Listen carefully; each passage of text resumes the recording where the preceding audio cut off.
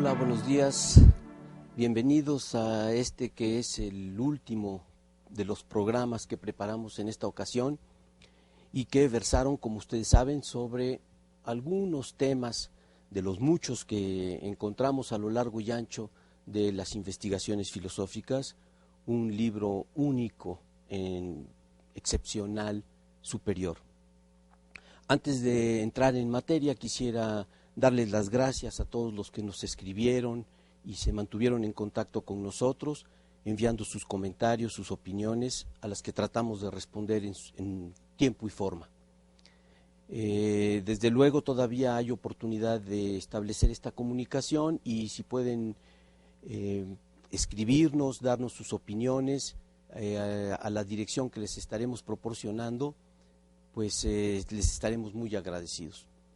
En nombre de la CUAED y del Instituto de Investigaciones Filosóficas y del mío propio, pues muchas gracias por habernos recibido y haber manifestado su interés en estos tópicos que hemos aquí someramente contemplado. Bueno, es evidente para cualquiera que los temas que meramente rozamos aquí se prestan a ser investigados en profundidad de un modo como difícilmente podría hacerse en sesiones como estas. El interés era presentarles un material en cierto sentido nuevo, y digo en cierto sentido porque de alguna manera la filosofía, el pensar wittgensteiniano no están en boga, no son el tipo de producto filosófico que se promueve en la actualidad. De esto vamos a hablar el día de hoy, entre otras cosas. Pero quizá una síntesis, de manera que podamos tener una visión global de lo que hemos hecho, no esté de más. Porque, mal que bien, tocamos muchos puntos y engarzamos muchas ideas, y a mí me gustaría que tuviéramos una visión de conjunto. Empezamos haciendo ver que los problemas de la filosofía, de una u otra manera, queramos o no, están ligados al lenguaje. Y por lo tanto, nuestra concepción del lenguaje va a determinar en qué dirección nos movemos cuando queremos hacer filosofía. A este respecto, tratamos de hacer ver que hay como dos grandes modelos de explicación acerca de lo que es el lenguaje, cómo funciona, etc. Uno de ellos pretende darnos la esencia del lenguaje y tiene como características básicas las siguientes. Es, como lo pusimos aquí en el pizarrón, una concepción del lenguaje que llamamos, siguiendo a Wittgenstein, la concepción agustiniana, aunque tiene su formulación lógica perfecta, digamos, en el Tractatus Logico-Philosophicus, y se trata de estas concepciones de las cuales hay toda una variedad, que tienen como punto de partida, como fundamento, en cierto sentido, la gramática superficial. El problema con esto es que la gramática, esto es la gramática que nos enseñan en la escuela, la gramática que Chomsky llama pedagógica, la gramática escolar, ¿sí?, nos da una serie de categorías, establece una serie de clasificaciones, y este cuadro fijo nos conduce, nos hace pensar a través de estos canales constituidos por ellos. Entonces, desde el punto de vista de estas categorías y de esta forma de pensar, lo que es fundamental son cosas como la definición ostensiva, la tesis de que las palabras son nombres, de que los nombres tienen como significados objetos, de que las proposiciones tienen como única función describir la realidad, darnos hechos, decir cómo es el mundo, de que lo único que nos importa con el lenguaje es la verdad y la falsedad de nuestras oraciones, ¿sí? Esta manera de concebir el asunto, no importa cuán sofisticados sean las clasificaciones que nos sirven de punto de partida, pero el caso es que se constituyen como canales de pensamiento y luego ya no podemos zafarnos de esto. fijan al lenguaje de cierta manera y entonces generan problemas. Por una concepción a priori fija, formal, puramente formal del lenguaje, basados en eso, que además es la que nos parece natural, generamos problemas que en la tradición han sido vistos como problemas eternos.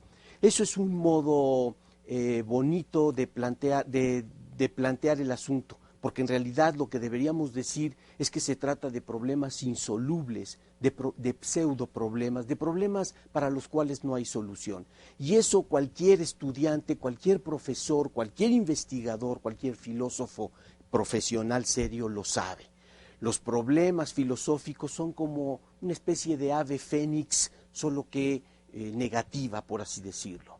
Se plantean, nos generan todo un mundo de discusiones, de polémicas, van decayendo, son superados, evoluciona la ciencia, el conocimiento, el mundo, la vida, vuelven a surgir, resurgen exactamente igual, solo que revestidos de una nueva terminología. Y se vuelven a generar discusiones estériles, discusiones que no van a conducir a desembocar en nada, en donde no hay progreso, vuelven a decaer, pasan el tiempo y vuelven a surgir. Así son los problemas de la filosofía. Es obvio que hay un contraste claro con los problemas de la ciencia y con el modo como se desarrolla la ciencia. Y estos problemas de la filosofía no son inocuos, porque es muy importante entender que los problemas de la filosofía no solo afectan a los filósofos, afectan a los científicos en sus investigaciones y a la gente común, ¿sí? También. ¿Por qué? Porque como son problemas generados por el lenguaje, se infiltran en todas las dimensiones y actividades de nuestra vida. Entonces, estos problemas filosóficos tradicionales, estamos en el ámbito de la filosofía tradicional, generan problemas para los cuales se ofrecen, se articulan teorías filosóficas.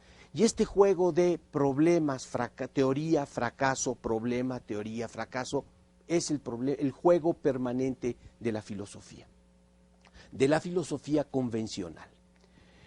Vimos, algunos de estos problemas filosóficos son evidentes, son conocidos por todos. El problema mente-cuerpo. Piensen nada más, si nosotros, siguiendo todos este esquema, hablamos de la mente, la palabra mente es un sustantivo, de acuerdo con eso tendrá que referirnos a algo, pero este algo, sea lo que sea, pues es diferente del cuerpo. ¿Y cómo se puede juntar el alma, la mente con el cuerpo? Y aquí empiezan, como hay un problema, que es un pseudo problema, hay una serie de teorías filosóficas que se empiezan a generar y que no terminan nunca, ¿sí? Cuando hay una teoría en boga y ahí más o menos se sostiene, luego vienen nuevos conocimientos, desaparece y vuelve a aparecer la misma problemática y el mismo tema en un nuevo ropaje lingüístico y conceptual. Mitos como el problema mente-cuerpo, el problema de los universales, la naturaleza de la verdad, de las entidades abstractas, de los números, la existencia de Dios, los problemas relacionados con el significado, la verdad, la naturaleza de las proposiciones, el pensamiento, todos estos son, este es el universo de temas propios de la filosofía. Siempre ha generado inquietud, inconformidad. Ya ha habido algunos filósofos que se han levantado en contra de esta forma de entender los temas y de plantearlos, pero carecían del instrumental y de la óptica apropiada. Con Wittgenstein se produce un cambio radical en esto.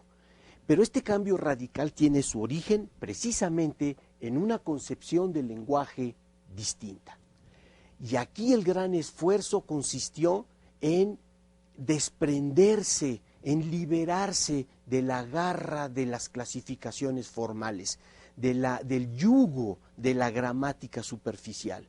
Porque una vez que nosotros nos dejamos seducir, hipnotizar por las categorías gramaticales últimas o más básicas, sujeto, predicado, ideas como la de que si yo hablo tengo que decir algo de algo, la idea de que lo único que nos importa es la verdad de nuestras expresiones y que a eso se reduce el discurso en última instancia y que todo lo demás es subjetivo, contingente, innecesario, etcétera, ¿sí? Cuando nos logramos liberar de eso, entonces nos encontramos en la vía para la liberación del pensamiento. Pero eso requiere no nada más una denuncia, requiere un instrumental nuevo, un aparato conceptual nuevo, métodos nuevos de tratamiento para enfrentar los problemas y poder dar cuenta de ellos.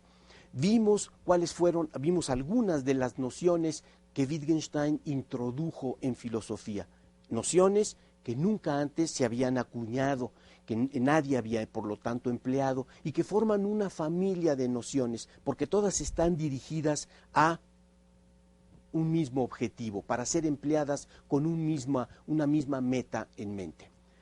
Está la noción de juego de lenguaje, la noción de forma de vida, que es la contraparte, la noción de semejanzas de familia, con la cual pudimos desprendernos de la idea de que las cosas tienen esencias, y la noción de criterio. Vimos la vez pasada cómo gracias a que hay criterios podemos adscribirle a los demás pensamientos, creencias, etcétera, que en la concepción tradicional es algo que es enteramente interno, de acceso privilegiado, eso que solo cada quien en su propio caso conoce, algo acerca de lo cual los demás solo pueden hipotetizar. Y Wittgenstein fue desmantelando esta concepción, ¿sí? Pero no la fue desmantelando por medio de úcases, por medio de dictats, no. La fue desmantelando aplicando su concepción del lenguaje, sus métodos de trabajo, su nueva terminología. ¿Cuál es esta concepción del lenguaje? Yo creo que la podemos, bautizar, por así decirlo, en este momento, porque la noción es empleada, pero así como método quizá no. Me refiero al método de los juegos del lenguaje y las formas de vida, ¿sí? Es un nuevo método. El método consiste, primero, en contemplar el lenguaje no en términos de categorías fijas, de categorías establecidas de antemano, sino en términos de las actividades que despliegan los humanos, de las actividades que constituyen nuestra vida. Y Wittgenstein muestra cómo el lenguaje es parte integral de eso, parte integral al grado de que reemplaza reacciones espontáneas, naturales, es como una segunda naturaleza sin la cual nosotros no podemos ya vivir. Los juegos del lenguaje, pues hay tantos como tantas actividades se desarrollan en el seno de una sociedad. ¿Cuántas hay? La pregunta es absurda, porque no las podemos contar. No es una pregunta para la cual haya una respuesta matemática. Simplemente hay actividades que se van desarrollando en función de las necesidades humanas. Estas actividades evidentemente que tienen que estar conceptualizadas de cierta manera, pero para que estén conceptualizadas se requieren las palabras correspondientes empleadas en conexión con ellos. Y de esta manera vemos el lenguaje como constituido por un sinnúmero de juegos de lenguaje. Es cierto que todo lo que digamos en general va a venir de todas modas disfrazado bajo las categorías, en las categorías de la gramática. Y ahí es donde está el problema. Pero si nosotros hacemos un esfuerzo para desprendernos de las categorías y ver la aplicación del uso que hacemos de las expresiones, nos encontramos en la vía de la disolución de los problemas. Entonces, en este caso, en el caso de Wittgenstein, en el caso del método de los juegos de lenguaje y las formas de vida, en lo que nos fijamos es en la aplicación de las palabras, en los usos, y eso requiere prestar atención a los contextos de uso de las palabras. No tiene caso estar buscando el significado como algo que es independiente por completo de los contextos en los que las palabras son empleadas, ¿sí? Entonces, que eso es lo que se busca en este caso. Aquí vimos, por ejemplo, que desde esta perspectiva los nombres no son signos cuyo significado es un objeto, no. Los nombres son más bien como etiquetas que ponemos para poder después hacer movimientos en el lenguaje. Pero ¿cuáles son estos movimientos? Bueno, no sabemos, porque ¿qué queramos hacer con las palabras? Pues eso hay un número infinito de posibilidades, pero desligamos de entrada al significado de la denotación, de la referencia, que es con lo que está aquí permanentemente asociado. ¿Una palabra tiene significado? Es porque nos remite a un objeto. Y aquí en lo que Wittgenstein nos enseña es saber el significado como algo relacionado con la utilidad que nos prestan los signos. ¿Qué quiso decir esta persona o qué quiere decir esta palabra en este contexto para este uso? Bueno, pues vamos a describir la situación y de eso vamos nosotros a extraer el significado, lo que realmente queríamos decir. Voy a dar después algunos ejemplos para ilustrar esto, aunque ya dimos unos en otras sesiones, pero para ampliar esta concepción.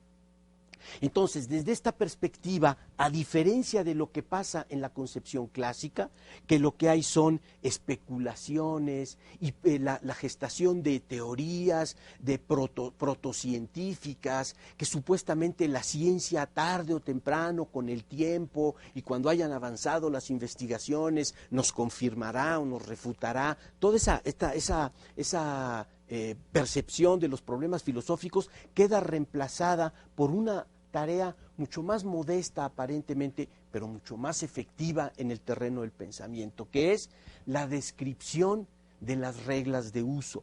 Aquí Wittgenstein introduce dos nociones que son importantes y voy a explicarlas. Hay dos cosas con las que el hablante se encuentra, por así decirlo, aunque no de manera consciente siempre. El hablante, el niño, el aprendiz, el ser humano, aprende a hablar por imitación, porque es inducido a él, etc. Y con el tiempo, cuando va a la escuela, le enseñan las reglas de gramática superficial. Bueno, tenemos verbos, adverbios, pronombres, luego podemos hacer otras clasificaciones y dividir el todo del lenguaje desde un punto de vista puramente esquemático. Y esta gramática superficial nos da, por así decirlo, un manual. Nos da un manual, es decir, un sistema de reglas.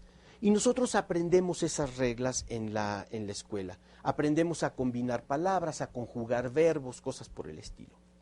Pero de manera simultánea, quien aprende a hablar, aprende también, incorpora también las reglas de uso de las palabras.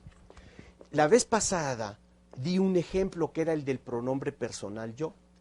Desde un punto de vista gramatical es un pronombre personal, está en nombre de algo, por ejemplo, de un nombre, en lugar de hablar de Napoleón digo él, ¿no? Entonces se supone que cumple una función referencial, gracias a la cual también adquiere su significado, ¿sí? Pero de eso ya no se ocupa la gramática superficial, nada más nos dice él significa la persona a la que te refieras, lo cual es una explicación totalmente circular y que no explica nada, pero nos crea problemas. En cambio, pero no nos dice nada acerca de las palabras, de las reglas de uso de las palabras. Por ejemplo, no se nos dice que cuando empleamos él y queremos poner un verbo psicológico, tenemos que recurrir a criterios. Eso no nos lo dice esto, pero sí está metido en las reglas de uso, ¿sí? Cuando nosotros le enseñamos a hablar a alguien y le decimos, por ejemplo, a un niño, mira, no le pegues al perro porque le duele, y le duele quiere decir va a reaccionar llorando, chillando, se va a ir a esconder con la cola entre las patas, va a bajar las orejas, lo que sea. Estamos hablando de la conducta del animal y le estamos enseñando que si se le hace algo al animal, se le lastima, etcétera, sí, el perro va a sufrir, le vamos a adscribir un dolor ¿sí? Necesitamos criterios para poder hacer eso, hasta con animales, ¿sí? Entonces, estas reglas de uso no son explícitas, pero están incorporadas en el lenguaje. Las maneja implícitamente quien sabe hablar, ¿sí? Nadie se equivoca en este sentido. Hay un caso, solo los filósofos, y ahorita voy a explicar eso más en detalle. Pero estas reglas de uso son las reglas que rigen las aplicaciones de las palabras, ¿sí? Y no tenemos, como dice Wittgenstein, no tenemos desafortunadamente una representación perspicua o conspicua de esas reglas. No la tenemos. Entonces tenemos que rastrearlas. ¿Y eso cómo se hace? Bueno, tenemos que hacer preguntas, investigar, ver qué clase de afirmaciones tienen sentido o no. Aquí la noción de sentido, de significación es crucial. Por ejemplo, es muy común en filosofía de la mente dividir a la persona en dos grandes, escindir a la persona en dos grandes dimensiones, dos grandes ámbitos, y hablar de la mente y el cuerpo, ¿sí? Y dentro de la mente metemos todo es mental, todo lo que no es físico es mental. Y entonces, bueno, decimos, a ver, pero es que esto es un uso, aquí se están violando reglas de uso. ¿Qué es un estado mental? Bueno, sea lo que sea un estado mental, debe tener por lo pronto, digamos, se me ocurre, una intensidad, ¿sí? Un dolor, una excitación, eso es un estado mental, ¿sí? Por ejemplo, alguien puede decir, desde ayer tengo un dolor terrible en la muela, desde las 4 de la tarde ayer tengo un dolor terrible de muelas. Eso es un estado mental. Pero la creencia es un estado mental, el pensar es un estado mental. Bueno, si queremos emplear la palabra mental para incorporar, incluir estos verbos, pues, o estos supuestos estados, pues lo podemos hacer, pero vamos a generar un problema. ¿Por qué? Un problema filosófico, porque estamos violando las reglas de uso. No podemos decir, no porque no tengamos el derecho legal de decir, no podemos decir lo que queramos, sino que no tiene sentido decir, y a partir de las 4 de la tarde pienso que el mundo no fue creado, o el mundo fue creado, lo que sea, ¿sí? El verbo pensar, el verbo creer, no se aplican de esa manera, ¿sí? Entonces, si nosotros caracterizábamos el estado mental en términos, por ejemplo, de intensidad o de causalidad, o sea, no vamos a poder hablar de estados mentales cuando hablamos de pensamiento, de creencia, de expectativa o de cosas por el estilo, ¿sí? Porque ya no podemos decir exactamente lo mismo. La filosofía tradicional borra todas esas distinciones y entonces genera problemas. Vimos el caso del pronombre personal yo, ¿sí? Y el manual nos dice que es un pronombre y nos dice que tiene que ser el sujeto de una oración y cosas por el estilo. Pero no distingue el uso del pronombre personal como objeto del uso del pronombre personal como sujeto. Y entonces se generan problemas filosóficos acerca de la existencia del yo, la referencia del yo, la identidad del yo y cosas por el estilo. Y ese problema no tiene fin mientras nos mantengamos en esta perspectiva, mientras nos hayamos dejado gobernar por la gramática superficial. Desde este punto de vista, entonces, el rastreo de reglas de manera automática, ¿qué logra? Logra exhibir, ¿sí? Exhibir el carácter falaz, el carácter errado, el carácter artificial de los problemas filosóficos tradicionales, ¿sí? Y entonces la labor filosófica se convierte en algo diferente. Ya no tiene como objetivo promover teorías, construir teorías mientras más abstrusas, más interesantes, más importantes. No, aquí el objetivo es precisamente la disolución de los problemas filosóficos, ¿sí? Entonces, desde este punto de vista lo que tenemos que hacer es tratar de autogenerarnos la representación perspicua de las reglas de uso de las palabras que estén en juego. Si hablamos de percepción, de visión, de colores, bueno, las reglas de uso de esas palabras. Si hablamos de estados psicológicos o actitudes proposicionales, bueno, las reglas de uso de creer, pensar, imaginar, desear, fantasear, cosas por el estilo. Sí, las reglas de uso, estas no son las reglas del manual de la gramática superficial. Wittgenstein introduce una noción importante que es la idea de gramática en profundidad, sobre la cual quiero decir unas palabras ahora que regresemos de la pausa en un momento.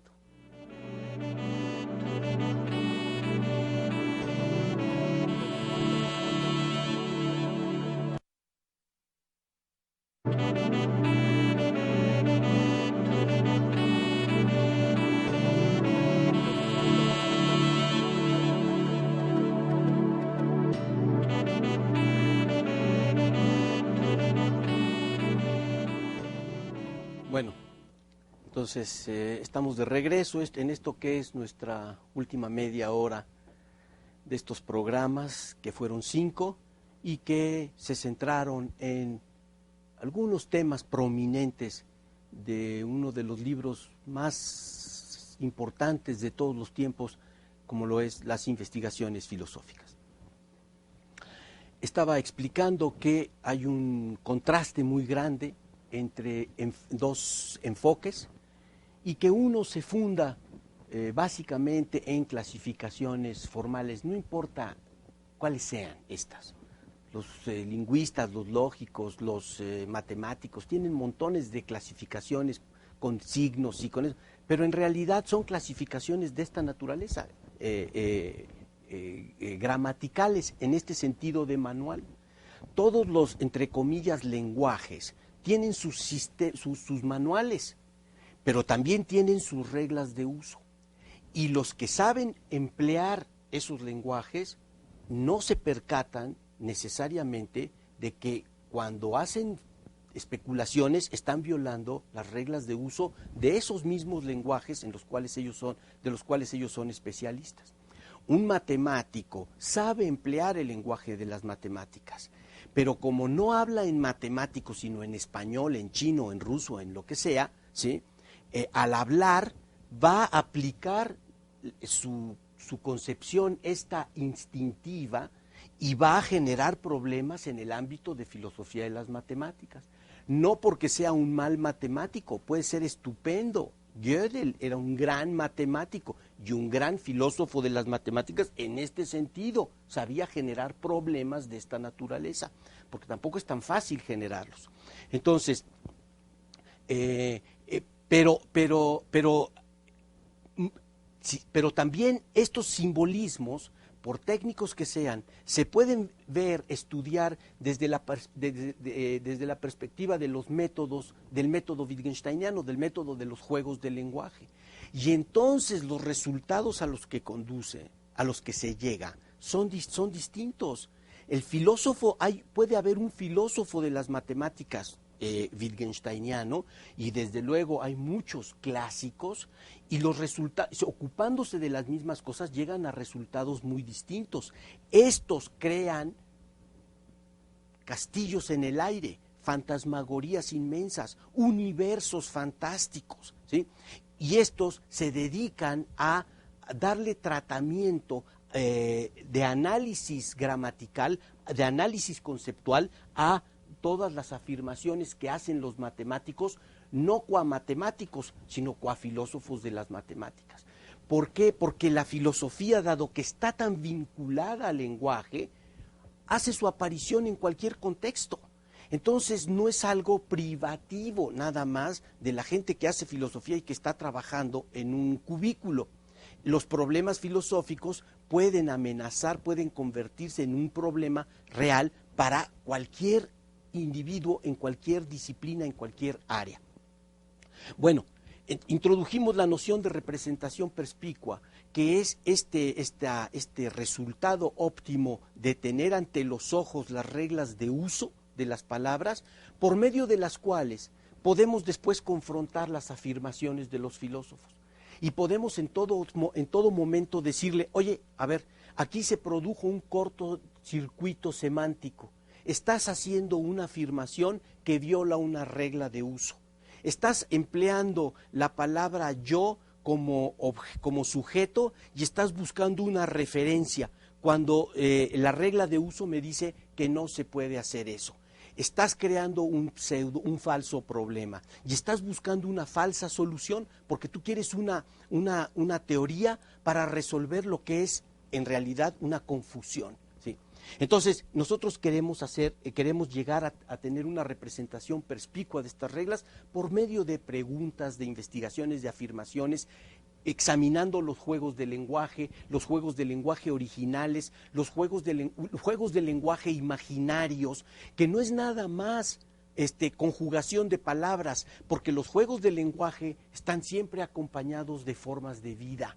Entonces, cuando nosotros visualizamos un juego de lenguaje nuevo, tenemos que tomarnos la molestia de ver qué prácticas habría que modificar y en qué sentido modificarlas para encontrar el nuevo sentido que nos interesa, o para determinar lo que es el sentido por contraste, por ejemplo. Bueno, en relación con esto, Wittgenstein introduce es una categoría wittgensteiniana muy importante también, una noción importante que es la de, y que puede confundir, por eso hay que aclararla, la de gramática en profundidad. Distinguimos gramática superficial, que es la de la escuelita, ¿sí? Y gramática en profundidad, que es el sistema de reglas de uso de las palabras. Esta gramática, que es la que determina el significado de las palabras, ¿sí? Según el contexto en el que sean empleadas. Madre, por ejemplo, la palabra madre tiene un significado en un contexto legal, tiene un significado distinto en un contexto de genética, tiene un significado distinto para un niño de 2 años, o sea, y tiene aplicaciones distintas. La palabra mamá sigue siendo la misma y la palabra mamá se ajusta a las reglas al manual de la gramática superficial, pero sus aplicaciones pueden variar según el contexto, según los requerimientos, según las actividades, ¿sí? Eso es lo que nosotros rastreamos, y cuando rastreamos podemos entonces enfrentar estos problemas con un nuevo instrumento, una nueva estrategia, y poder irlos disolviendo poco a poco.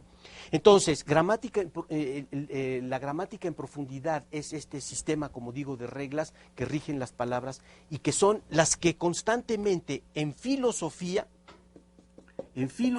clásica, están violando. Porque como no tenemos el hablante, el matemático, el físico, el biólogo, el psicólogo, el hombre de la calle, quien sea, no tiene una representación perspicua de esto, sino que hay que acceder a ella, hay que buscarla, rastrearla, es muy fácil, por culpa de la gramática superficial, generar problemas filosóficos. Cuando eso pasa, y tenemos aquí un nuevo diagnóstico. Y este diagnóstico es clarísimo, el que Wittgenstein ofrece. Cuando esto pasa, aquí lo que se produce es que no hay más que utilización de palabras, pero ya desconectadas de las formas de vida y de las actividades. Entonces el lenguaje se vuelve ocioso, o como dice Wittgenstein, el lenguaje se va de vacaciones. Se va de vacaciones, quiere decir que ya no está cumpliendo ninguna misión, ninguna función operativa genuina, productiva, real. Eso simplemente, avalados por la gramática superficial, conjugamos palabras y generamos problemas. Y la idea de este enfoque es precisamente mostrar, exhibir esa trampa, por así decirlo. Entonces, como esto tiene que ver con la gramática en profundidad, las reglas de uso, Wittgenstein llama a su labor investigación gramatical, ¿sí? La investigación gramatical, entonces, desde este punto de vista, es lo que viene a sustituir a la filosofía clásica. ¿Sí? Con Wittgenstein entra en el escenario una nueva clase de actividad intelectual. Ya no es filosofía en el sentido tradicional. Filosofía es lo que queremos desbaratar. Lo que ahora el filósofo wittgensteiniano quiere es realizar análisis gramaticales de conceptos concretos para poder disolver los problemas filosóficos asociados con esos conceptos. Pueden ser el conocimiento, el escepticismo, los estados mentales, la existencia, la verdad, el mundo, la realidad, los objetos, lo que sea. Lo que tenemos que hacer es buscar las reglas de uso y ver en dónde se produjo el cortocircuito. Esto hace de la filosofía una actividad, hace de la investigación filosófica genuina, digamos, una actividad puramente descriptiva. La filosofía, desde la perspectiva wittgensteiniana, no puede, además es obvio, no puede alterar las actividades, las costumbres, el modus operandi del lenguaje. Eso ni pretende hacerlo. El lenguaje tal como está bien, porque el filósofo wittgensteiniano no pretende reformar el lenguaje, pretende comprenderlo y pretende que no se le distorsione, violando sus reglas ocultas, reglas de aplicación de palabras, porque se pueden violar reglas de aplicación de palabras aunque se respeten las reglas superficiales. Digo, se pueden dar muchos ejemplos. Para dar un ejemplo del propio Wittgenstein, yo sé lo que significa son las 5 de la tarde y sé lo que significa estar en el sol y por lo tanto puedo construir la oración son las 5 de la tarde en el sol. Sí, nada más que esa expresión es un absurdo, por muchas razones fácilmente comprensibles, aunque desde un punto de vista gramatical no hay nada que objetar, es una oración perfectamente legítima. Pero su sentido es otra cosa. ¿Y por qué? Es una oración que no tiene un pensamiento asociado, porque se están violando reglas de uso de las palabras. Todo lo que tenga que ver con el uso horario, el cálculo del tiempo para medir nuestras actividades y demás, se hace con referencia al sol, por ejemplo, y entonces así se hizo inicialmente, inclusive si después lo reemplazamos por cronómetros, relojes o lo que sea, pero lo que no tiene sentido es pasar este sistema de cálculos de tiempo al lugar en donde, a partir del cual se mide todo lo demás. Es crear un caos, eso no significa nada. Y como esas hay muchísimas otras, un número infinito de proposiciones filosóficas o pseudofilosóficas que hay que desbaratar. Entonces, lo que nos interesa es la investigación gramatical.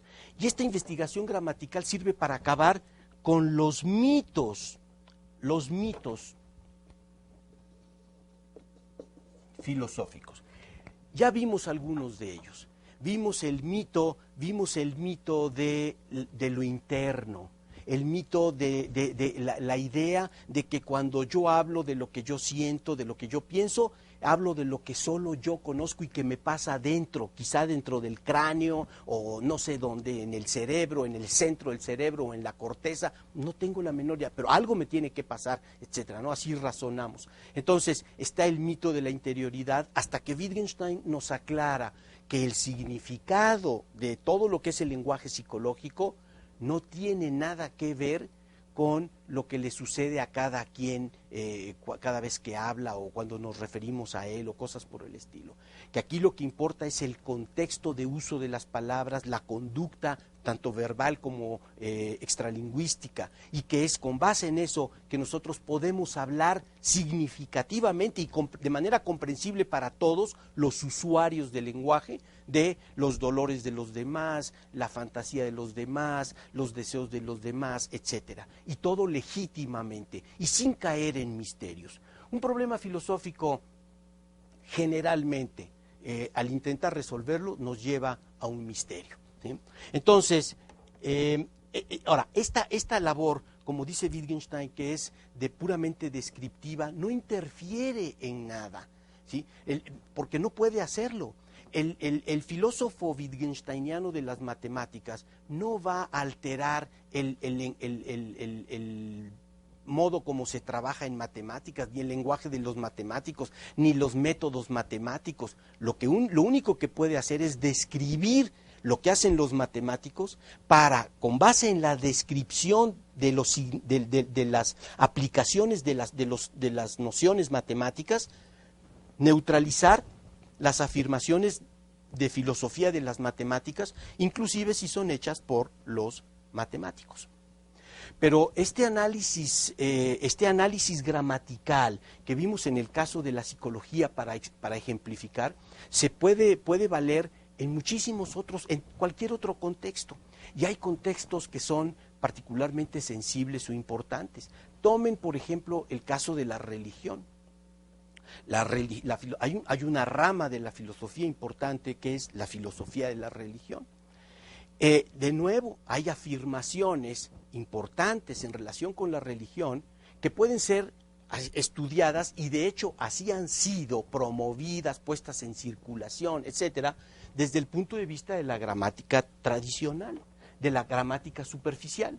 Entonces decimos cosas como Dios es omnipotente o Dios es infinitamente bueno. Y esas son oraciones perfectamente legítimas, porque si yo le quiero enseñar a un niño cómo se emplea la palabra Dios, le voy a decir esa clase de cosas. Le voy a decir, mira, Dios es aquello es aquel en el que tú puedes tener confianza plena. Dios siempre va a estar ahí cuando tú lo llames, como dice Maimónides en su libro, ¿sí? Dios está en tu corazón, como dice San Agustín, y esas son oraciones perfectamente legítimas. El problema está en que después las vamos a interpretar, porque eso es lo que pasa desde el punto de vista de las clasificaciones gramaticales. Entonces vamos a decir, Dios es, ¿no? Desde este punto de vista, la palabra Dios inevitablemente tiene que ser un nombre propio, ¿sí? Un nombre propio.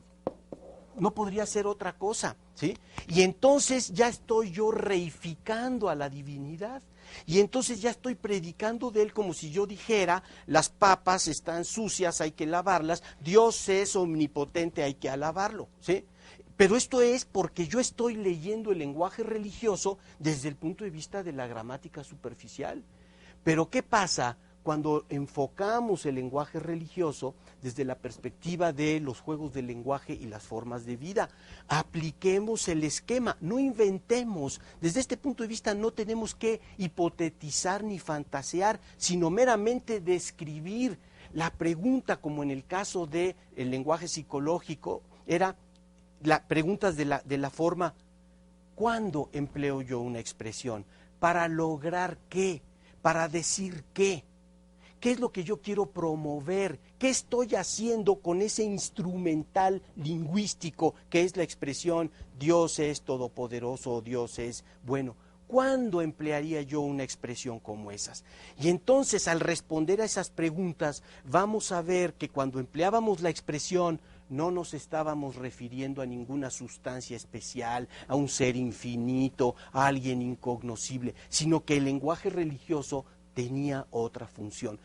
¿Qué podríamos decir al respecto? ¿Cuándo emplea una persona una expresión como no, Dios me va a ayudar, Dios es todopoderoso, Dios todo lo puede, es bueno? ¿Cuándo lo va a hacer? Bueno, pues imaginemos circunstancias. Aquí no hay un manual de situaciones, tenemos que crearlas porque son situaciones reales o imaginarias. Podemos imaginar a alguien que ha sido condenado injustamente, alguien perseguido, acosado, alguien que sufre, y entonces una persona que de todos modos tiene confianza y quiere salir adelante, o que quiere animar a alguien, y entonces le dice, no te preocupes, Dios te va a ayudar. Y ¿qué es lo que estamos haciendo? Estamos recuperando el significado de las expresiones y no nos estamos comprometiendo con mitos de ninguna índole. En el caso del lenguaje religioso, cuando es contemplado desde esta perspectiva, en lo que culmina es en el teísmo clásico, ¿sí? Es en el teísmo. Pero y el teísmo es una concepción de Dios que nos va a generar problemas, porque los ha generado desde que fue puesta en circulación, que no ha sido siempre, ¿sí? ¿Por qué? Porque vamos a entrar en conflictos con los resultados de la ciencia, con la visión global, la perspectiva que la ciencia promueve. La ciencia promueve la idea de que las explicaciones se tienen que dar, las genuinas se dan y se tienen que dar en el marco del espacio-tiempo, que eso es una explicación. Tenemos que poder establecer conexiones causales de distinto tipo, tiene que estar involucrada la percepción, la experiencia colectiva o individual, etcétera, etcétera, ¿sí? Pero el teísmo clásico rompe con ese esquema. Nos habla de algo que está más allá del espacio y del tiempo, nos habla de algo que es independiente por completo del mundo, que está por encima, etcétera. Y empezamos con fantasías al respecto. ¿Por qué? Porque nos dejamos guiar por la gramática superficial. ¿Cuál ha sido el resultado, en el caso del lenguaje religioso, el resultado de esto? Que para la gente librepensadora, para la gente que no quiere someterse a dogmas, pues tiene que abandonar el lenguaje religioso. Pero la pregunta es, ¿por qué si el lenguaje religioso es parte del lenguaje natural? ¿Por qué tenemos que cederlo? Es que hubo quien, una vez puesto el lenguaje religioso en circulación, le puso una interpretación en términos de gramática superficial, impuso esa interpretación como la canónica y ya no hay nada más que decir. Pero es obvio que cuando nosotros realizamos una investigación gramatical sobre el lenguaje religioso, descubrimos que el lenguaje religioso funciona básicamente a base de imágenes, de símiles, que nunca estamos hablando literalmente y que solo se nos hace pensar que hablamos literalmente porque estamos todavía dominados por la gramática superficial. Piensen nada más en las consecuencias de esta perspectiva, si es correcta. Si es cierto, si es acertado, son acertados estos resultados a los que conduce el análisis gramatical en el caso del contexto del lenguaje religioso, pues lo que se ha producido a lo largo de la historia, pues ese es un gran fraude intelectual, como lo que se ha producido en filosofía de la mente a lo largo de muchos siglos, un gran fraude. Esos son los problemas de la filosofía.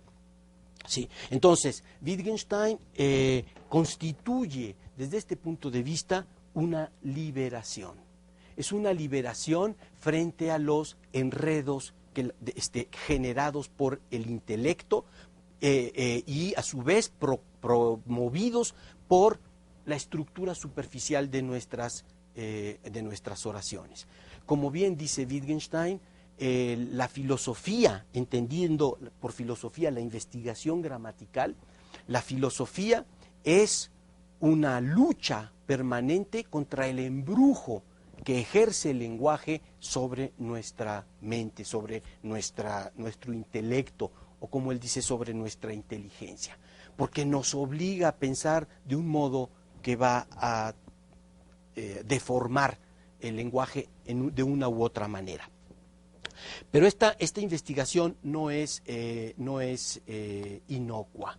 Tiene grandes resultados en muchos otros contextos y si es realizada, permite que se realice progreso de manera más sistemática que si estamos extraviados por estos ámbitos. Porque la confusión filosófica genera problemas en la investigación científica, desorienta a los científicos y desorienta a las personas. Por eso, en este sentido, lo que Wittgenstein nos legó es realmente el instrumental para la liberación del pensamiento, ¿sí? Bueno, esto es así como un panorama general de lo que encontramos en las investigaciones filosóficas. Es un libro que apenas rozamos. La filosofía de Wittgenstein, el pensamiento maduro, es decir, el del segundo Wittgenstein, se plasmó en muchas otras obras. La clase de labor que nos enseñó a realizar en las investigaciones filosóficas la realiza él, de nuevo, como dije, en forma paradigmática, en otros libros como Zettel, las observaciones sobre los fundamentos de las matemáticas, las observaciones sobre los colores, sobre los fundamentos de la psicología, en donde él lo que hace son análisis gramaticales, ¿sí? Y con eso, ¿qué está haciendo? Está haciendo filosofía, solo que de la nueva clase, de la nueva estirpe, ¿sí? Como él mismo dijo, se produjo un corte, porque a partir de él tenemos un método y podemos convertirnos en filósofos hábiles en lugar de ser filósofos grandilocuentes, vacuos, que nunca terminan con doctrinas que sean irrefutables, convincentes, etcétera, ¿no? Entonces, es una labor nueva para la cual no se está todavía preparado. Es cierto que la cultura filosófica se encontró en una coyuntura especial cuando se topó con la obra de Wittgenstein, que fue publicada póstumamente casi todo, ¿no? ¿Pero por qué? Porque los filósofos profesionales se vieron ante la disyuntiva de o empezar a practicar análisis gramaticales o seguir en la tradición y promoviendo problemas cada vez más sofisticados, más alambicados, más barrocos, y optaron por eso. Y yo creo que eso ha sido una tragedia para la filosofía y para todo el universo que la filosofía irradia. La gran ventaja del filosofar wittgensteiniano es que, habiéndonos dado ejemplos, nos dio el instrumental para poder hacer filosofía nosotros por cuenta propia. Nos enseñó a pensar libremente. Y yo creo que en esta época de injusticias, de violencia desmesurada, de arbitrariedades, de crueldad, ¿sí?, el que alguien nos haya legado un instrumento para liberar al pensamiento de sus telarañas, para hacernos libres, no puede ser visto de otra manera que como una dádiva del cielo. Gracias.